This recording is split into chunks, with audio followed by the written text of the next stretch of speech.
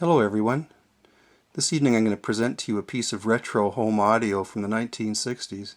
It's an interesting piece that I found this year. It is an automatic radio receiver, model HMX-4000, and it was distributed by Automatic Radio of Canada, 25 Bermondsey Road, Toronto, Ontario, made in Japan. And Automatic Radio is no longer in that location. I know that location, having lived in Toronto. I had relatives that lived very close to that location, actually, that address. And take this off. We're going to back up and show you this unit. This is one of the first home receivers with a built-in 8-track unit.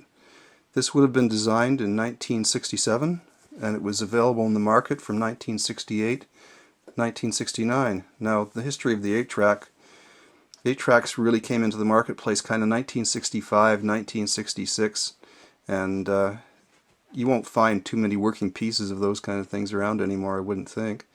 But Automatic Radio were very big in the 8-track market, and not home, but automotive radios, kind of aftermarket 8-tracks for cars and trucks, and this was their home receiver during that era.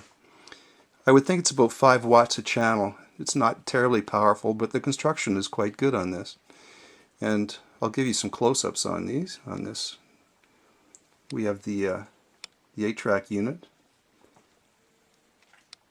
We have stereo headphones. It is a stereo unit. Power switch, volume, balance, bass, treble, loudness switch. And then there's a selector here with AM, FM multiplex, phono, stereo tape. That's the built-in 8-track. Going up here we have the tuning knob. There's a stereo light here, and it works, which is surprising for something that's 42 or 43 years old. AM, FM tuning, and there is a tuning indicator with the that will actually tell you when you're on the station or not on the station.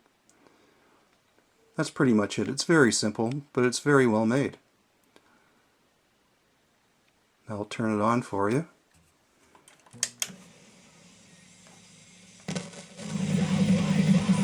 Oh, we got some heavy metal going here.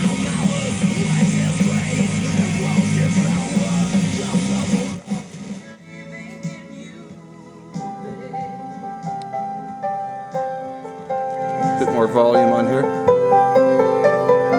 This is like an oldie goldie station that plays a lot of kind of KTEL 70s music. This is an old song I heard on a Beatle record back when I was just a little boy. Well, that's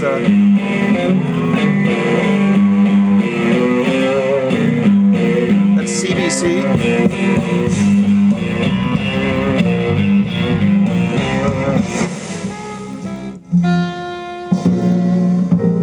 There, you can see the stereo lights come on. This is CBC Jazz right now. So for 1968, it's a very presentable system. It's not as high-end as something like a Fisher would have been, or some of the early Japanese stuff like Pioneers or Sansuis that were actually available in the late 60s. Kenwood Trio. But it is quite a nice little unit. Very well made. And I would have thought this would have cost probably $150, $199, something like that. It wouldn't have been terribly expensive, but that would have been good money back in 1968. Now I'm going to turn this off and just give you a peek on the inside. Now, on the inside we have, I noticed the power transistors here for the amplifier. They're actually Hitachis. And Hitachi's made parts for everybody, and the Hitachi equipment too is very good stuff. But there's nothing plastic in this. It's extremely well made. Solid metal construction. Very good. Now we have the 8-track unit here, and the only problem with it really is the fact that the belt was long gone. You know, it's 42 years old. And I found an elastic that is close, but not, I've tried many elastics. I haven't bought a belt, although I've checked online and you can actually buy the original belt for this for about $25. And I've got an elastic in here. I'll just throw a tape in, an 8-track. Power it up, switch over to the tape, and it is going. It spins, but the tape is a little bit, or the elastic is a little bit too tight, so it's a little bit too slow. If you want to hear what Chris Christopherson sounds like singing slowly, this is it.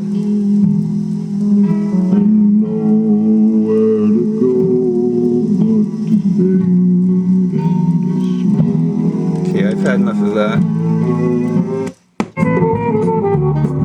That's better. A little jazz. So all in all, this is quite of a nice little unit. I don't know if it's something I'm going to keep, but it was an interesting one to find.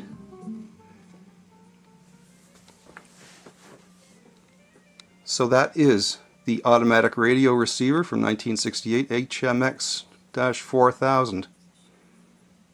Hope you enjoyed this, and thanks for watching.